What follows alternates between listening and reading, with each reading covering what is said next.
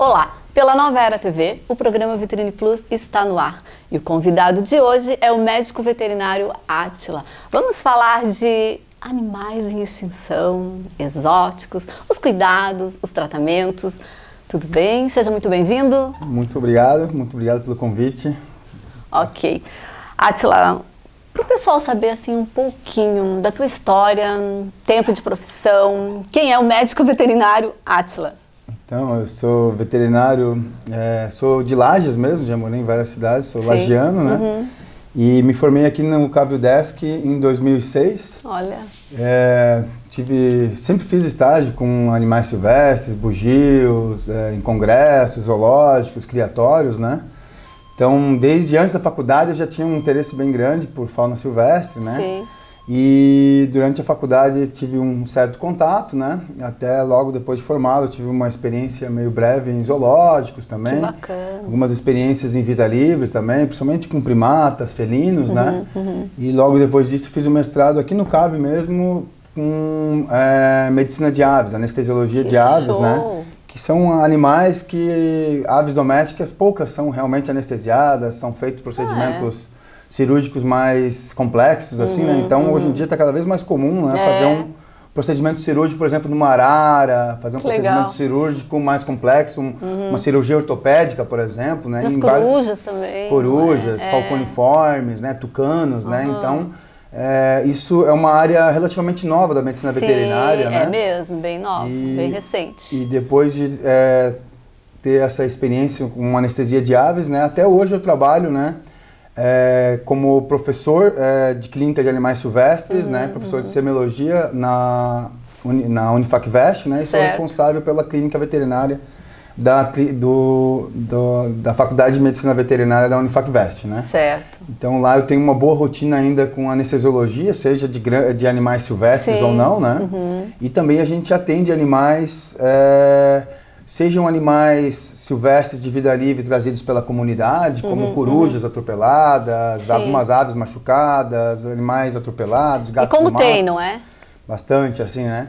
Uma parte é trazida da autopista Planalto Sul, né? Animais atropelados na BR-116. A gente já conseguiu... bacana, essa parceria. A gente conseguiu reabilitar já alguns cervos, por exemplo, atropelados, alguns animais, né? Jacus, gato do mato, né? Que acabaram sendo atropelados, né? E com essa parceria a gente conseguiu fazer o atendimento, né?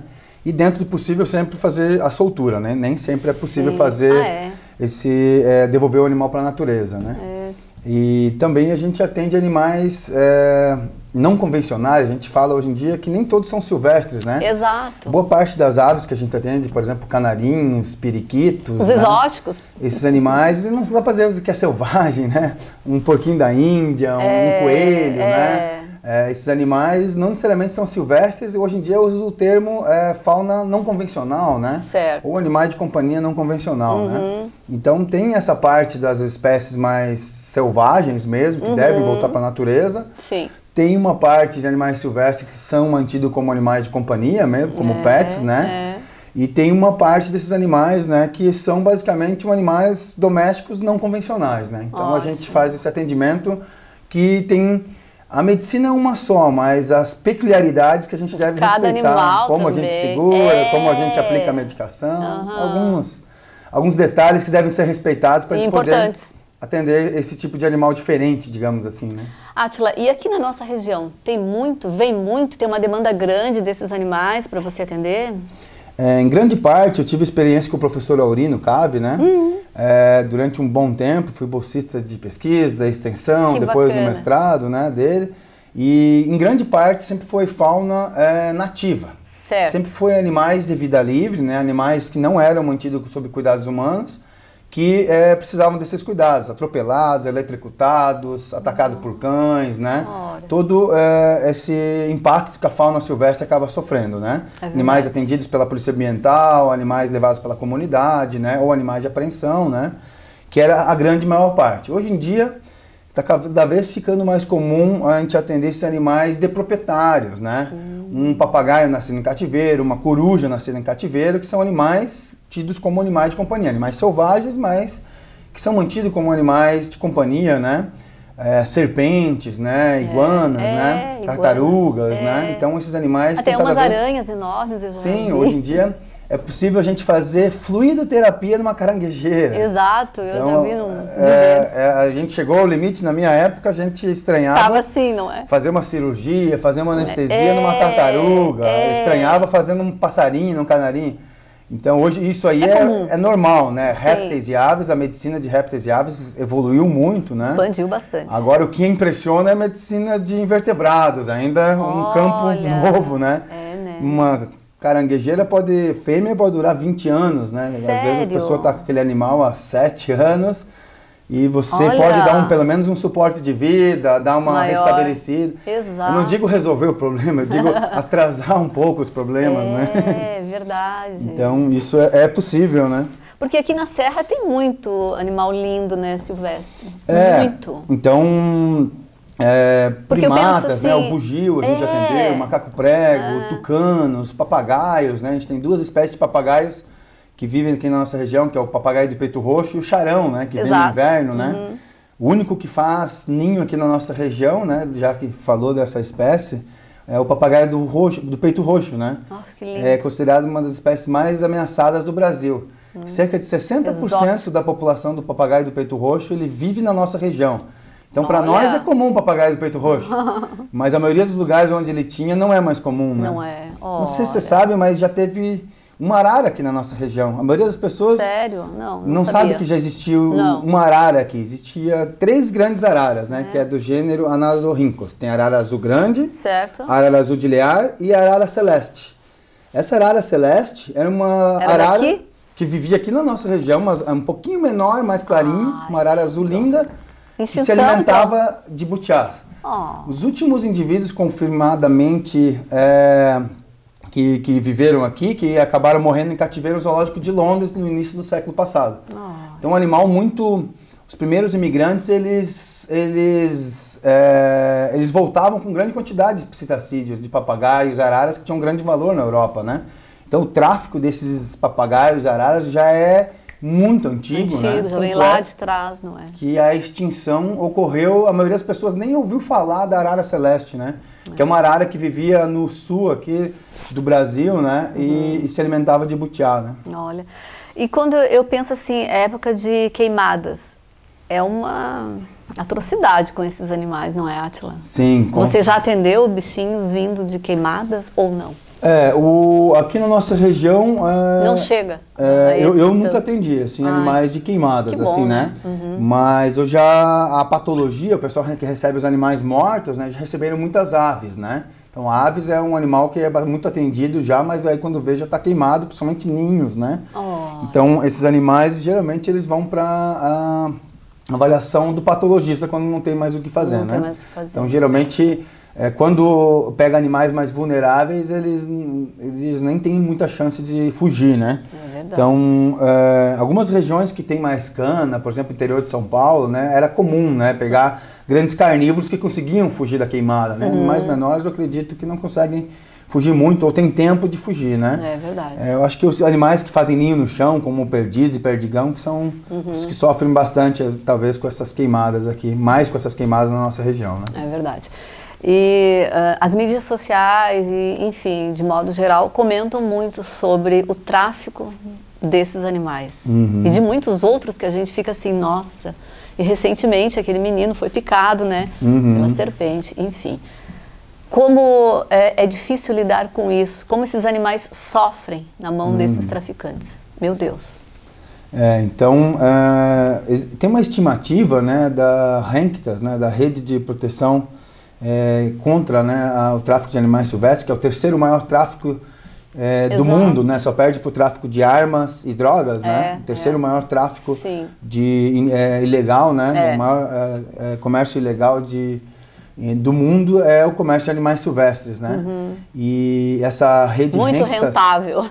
Ela sugere que cerca de 90%, né, do comércio de aves adultas ou vivas, né, chega a ocorrer o óbito, né? Porque são animais que são muito exigentes quanto ao transporte, eles sofrem muito com o estresse do transporte, com o calor, né? Com a baixa ventilação, que que é quase um padrão na condição, né? Imagina, tira um animal lá da natureza, livre, e traz naquele transporte precário, não é?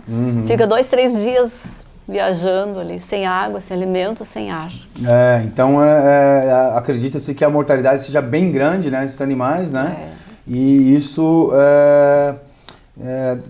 já é combatido, né, em algumas regiões que são consideradas foco. Na nossa região não é considerada uma região de obtenção de fauna em vida livre, mas considerado sim um caminho, né, de tráfico, não necessariamente uma fonte de tráfico, mas sim um caminho de tráfico de fauna silvestre, né, no caso do interior para o litoral. Né?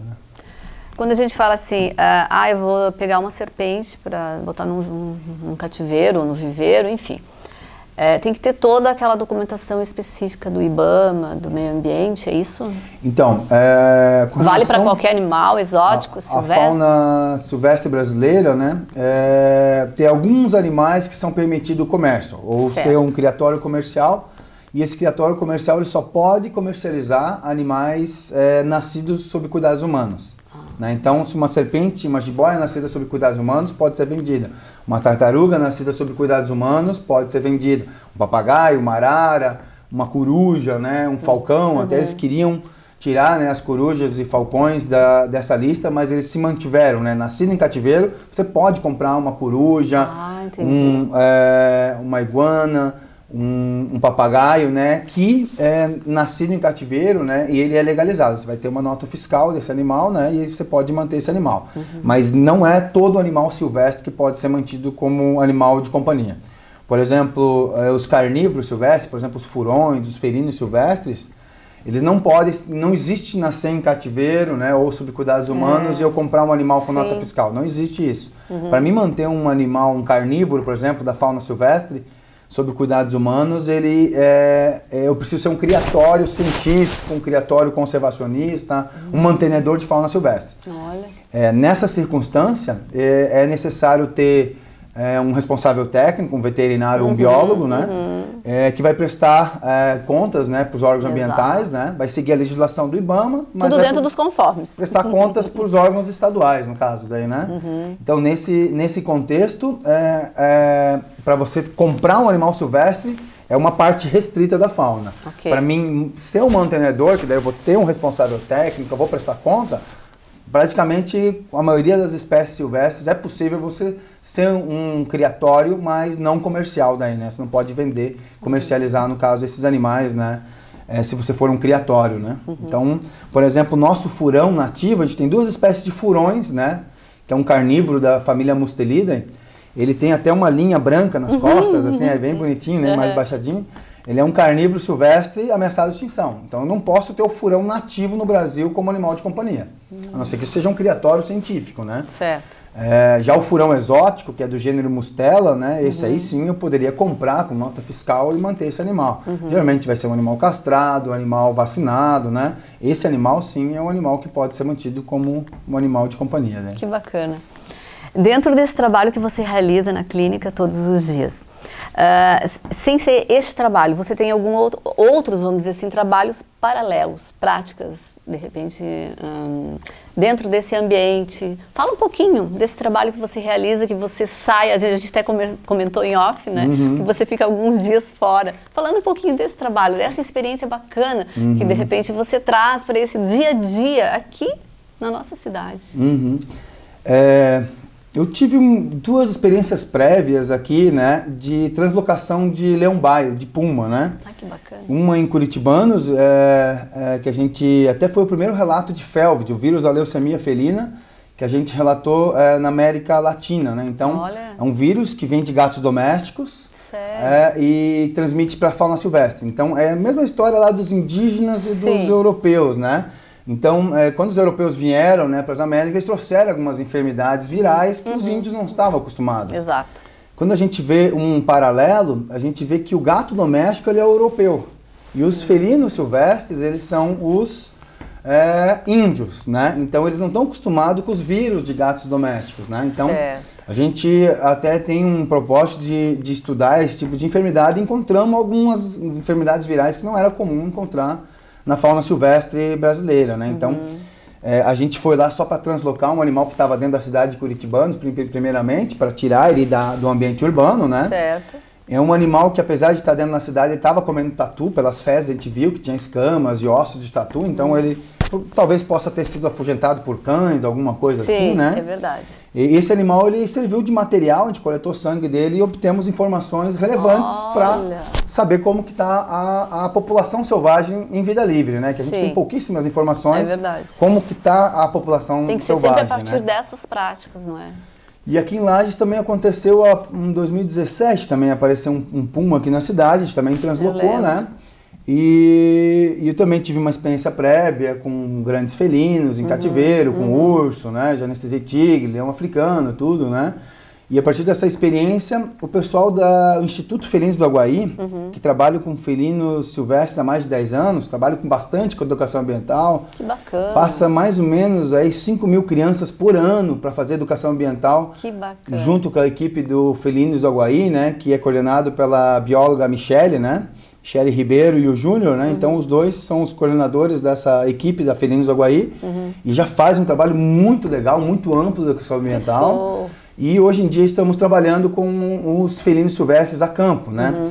Além da monitoração com armadilhas fotográficas, que eles já fazem há mais de 5 anos em algumas áreas, eles agora, como a gente começou a trabalhar com captura e monitoração, a gente bota radiotransmissores nos animais, gato maracajá, que é o felino mais arborícola do mundo, né?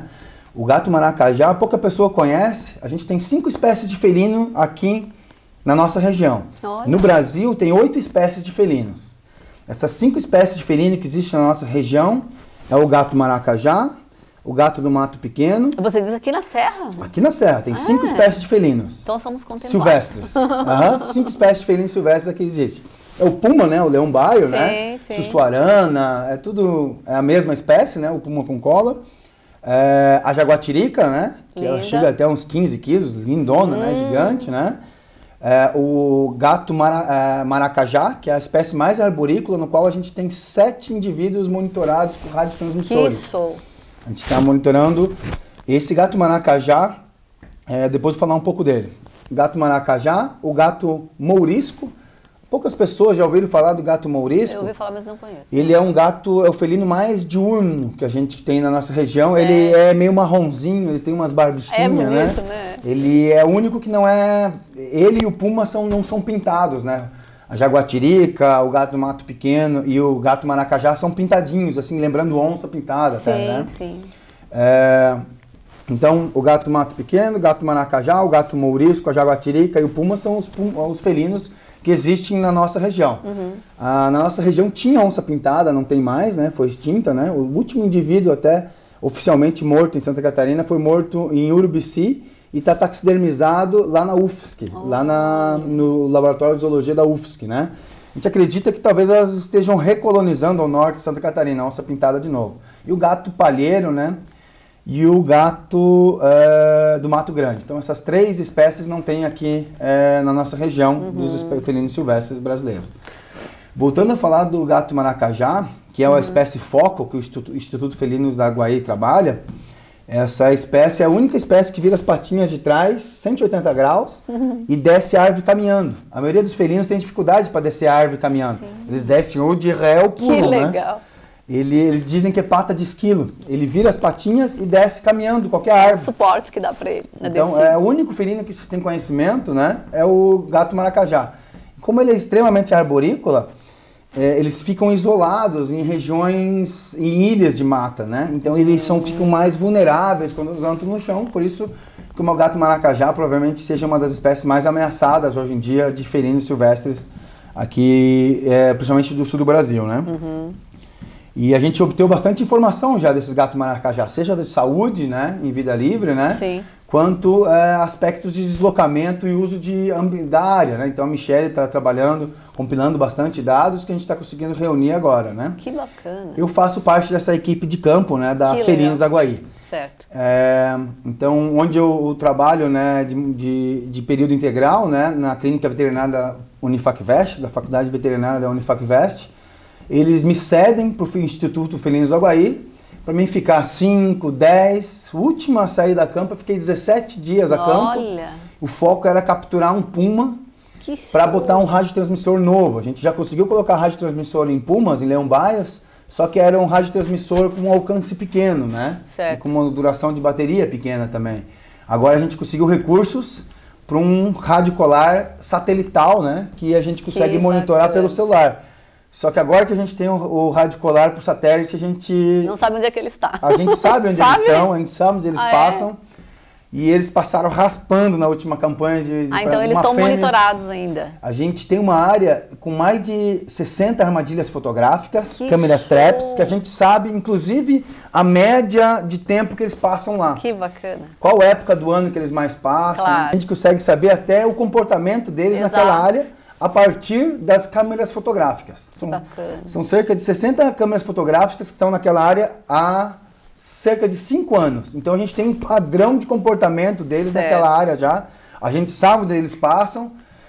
Eles passaram quando a gente estava lá e deu por detalhes pequenos, a gente não conseguiu pegar ainda, né? Mas acho que em breve a gente vai colocar esse colar satelital, né, nos pumas de lá, né? E onde que é essa região? É aqui próximo? Não? É no Rio Grande? É só Santa Catarina? No pé da serra, né? A gente trabalha principalmente na divisa ali entre Nova Veneza, Siderópolis e Bom Jardim da Serra. Então bem no pé da serra mesmo ali, né? Bacana. O Instituto Felinos da Guaí é em Siderópolis. A reserva que a gente trabalha, que é a Reserva São Francisco, né? A maior parte das capturas foram feitas na Reserva São Francisco, em Nova Veneza, mas as duas áreas estão no pé, fazem divisa com Bom Jardim da Serra. Que é bem no pé da serra, assim, né? Numa área que é bem desafiadora o trabalho por causa o relevo, né? O relevo torna o trabalho bem desafiador, né?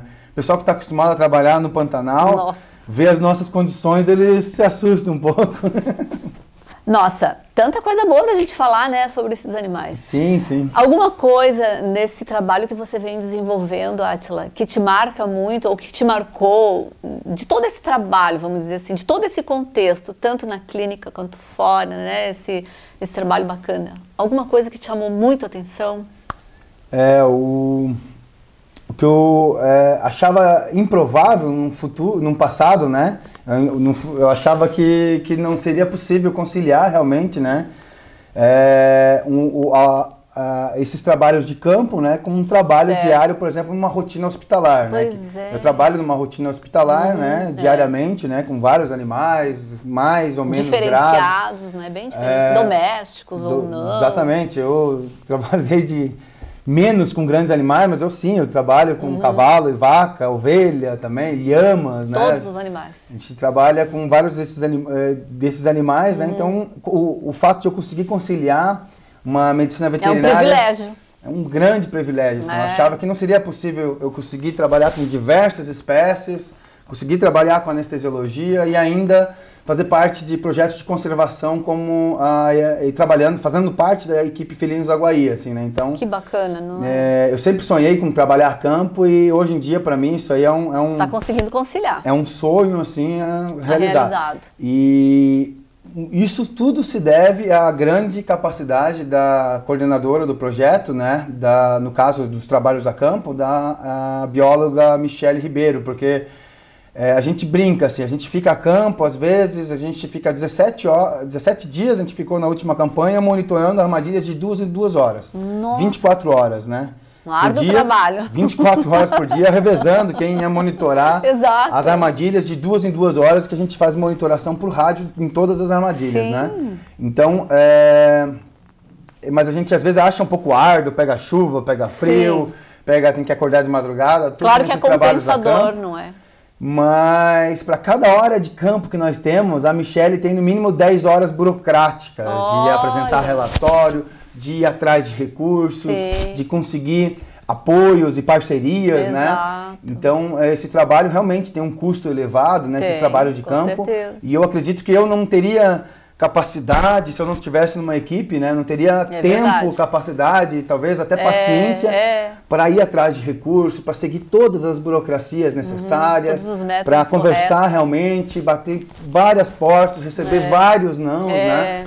Que é o grande trabalho que a Michele faz, né? que viabiliza todo o nosso trabalho de campo, assim, né? É uma equipe. E é a faculdade mesmo que me cede, né? Exato. Eu continuo, quando eu estou a campo, a Faculdade de Medicina Veterinária da Unifacvest, ela está me cedendo, né? Para esses trabalhos de campo, né? E eu achava que isso aí, há pouco tempo eu achava que era isso aí inviável. Inviável, né? E eu sou muito, muito grato por poder realmente conciliar isso aí. Nossa, que show, né? Agrega valor a esse teu profissional. Afinal, todo dia ali na faculdade. E a faculdade? E a clínica ali? Como é que tá? Então, a clínica, cada vez mais a gente vem atendendo animais, né, de pets não convencionais que as pessoas mantêm, sejam papagaios, calopsitas, porquinho da Índia. Que show! Está atendendo agora, está até aumentando a quantidade daqueles hedgehog, que é um porco-espinho que é da ordem setívora, né? Eu já vi, que gracinha. Aqueles porquinhos, então a gente está cada vez atendendo jiboias, né, que está cada vez mais comum também, né? Em uma época eu estive lá e eu vi um cisne negro. Cisne negro que também, show, exatamente. Que bacana! Então, cada vez está sendo mais comum a gente atender esse tipo de animais, né? Fazões, pavões, que bacana. lhamas, né? Então, essa diversidade tem sido cada vez mais comum, né? Antigamente era mais comum a grandes centros, né? E hoje em dia a gente está vendo que isso aí está chegando já aqui em Lages, né? Então, cada vez é mais comum as pessoas terem esses animais diferenciados, né? Mas é importante considerar que a maior parte dos problemas de saúde desses animais não convencionais são associados a problemas de manejos básicos, problemas de alimentação, de ambientação, problemas que não respeitam uma característica ou outra comportamental do animal. Então, em grande parte, os problemas, a maior parte das doenças, das enfermidades que a gente tem, são ainda associados ao manejo. Eu espero que em breve as pessoas tenham mais consciência. Estudem mais e viabilizem um ambiente mais favorável para manter. Procure um profissional adequado, especialista, você, por exemplo, porque muita gente não sabe que você atende esses animais. Agora que veio, assim, todo mundo está comentando, todo mundo... Eu fui lá muitas vezes e vi você passando com um, com outro, atendendo. Toda vez que levava um pet, eu via um papagaio, via, sabe, um bichinho diferente. Daí eu sempre ficava pensando, nossa, mas eu tenho que conversar com esse profissional, divulgar esse atendimento bacana que você presta. E é muito comum a gente ter tutores, né, que acabam não fornecendo os cuidados por pura falta de conhecimento. Não por falta de boa vontade, mas por falta de conhecimento mesmo. Né? De buscar esse profissional. Então, na verdade, a gente respeitando vários detalhezinhos, né, a gente consegue manter esses animais. E a melhor maneira de evitar enfermidades, né, o melhor remédio é a prevenção. Então, prevenindo, fornecendo um ambiente adequado, uma temperatura, umidade, uma dieta, um ambiente adequado. A maioria das enfermidades que eu atendo hoje, eu espero não atender em breve. Ai, amém, que bacana. Um recado final, então, a quem está nos assistindo. Adorei essa matéria, eu gosto de falar dos animais, tanto dos pets, enfim, os exóticos, tanta coisa boa. Em outras ocasiões vamos estar conversando, com certeza, né, agregando valor a esse trabalho bacana que você realiza aqui na Serra Catarinense. Fechando esse bloco, o seu recado final. Então, eu acredito que a gente reconhecendo e conhecendo melhor a fauna silvestre, quanto mais a gente conhecer, mais a gente vai respeitar, né? E conservar. E então esse respeito ele vai ter relação direta com buscar conhecimento, né? Com respeitar essas características básicas, comportamentais, alimentares, né? Essas diferenças, essas peculiaridades fisiológicas, né? Quanto mais a gente respeitar, seja sob cuidados humanos, seja em vida livre, né? Eu acredito que mais a gente vai respeitar. Então, a gente entendendo um pouco mais da fauna silvestre, né? Seja sendo cuidado por a gente ou não, em vida livre e sob cuidados humanos, a gente vai conseguir respeitar mais, né? Já tem uma frase de Mahatma Gandhi, né? Você consegue ver a evolução, né, de uma sociedade e como eles tratam os animais. Né? Então, exatamente. Então a gente consegue, eu acredito que a nossa evolução, né, vai estar em cada vez respeitar mais né, os animais. Né? Obrigada de dispor desse tempo, de vir aqui conversar conosco. Beleza. Valeu.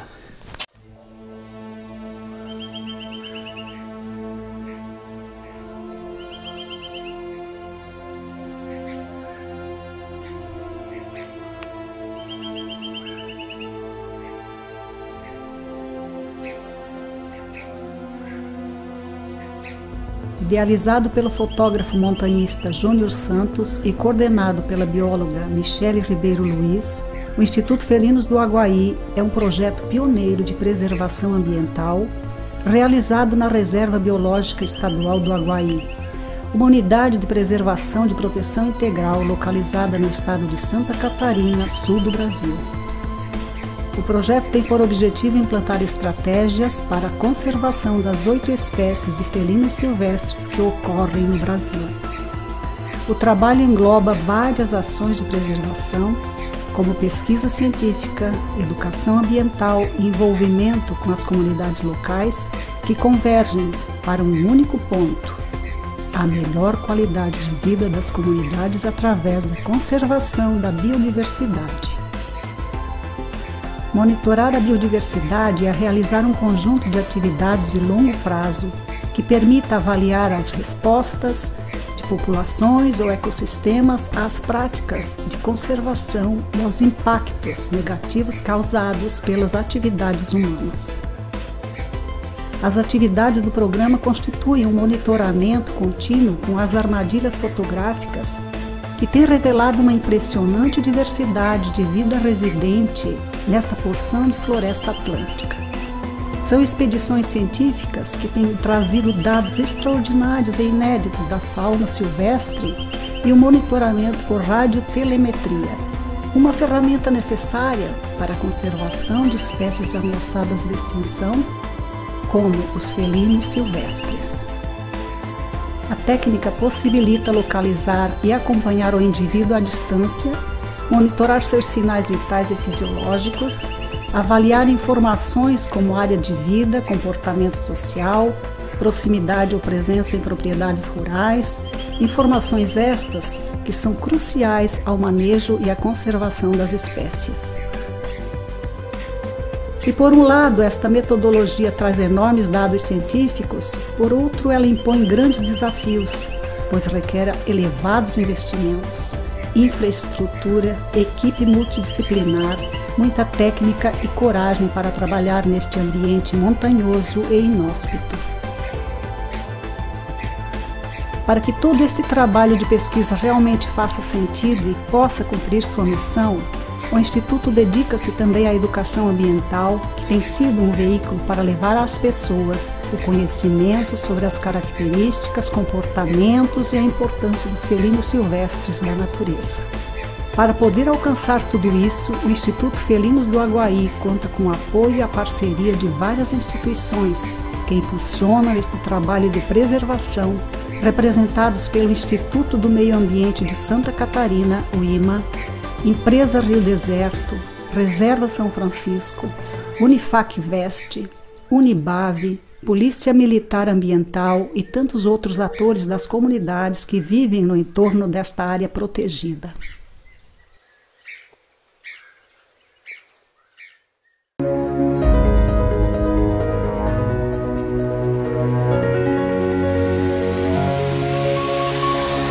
Vitrine Plus, patrocínio Miriam Gotter, Espaço da Beleza, Bianco Interiores e IMA, Imagens Médicas Avançadas.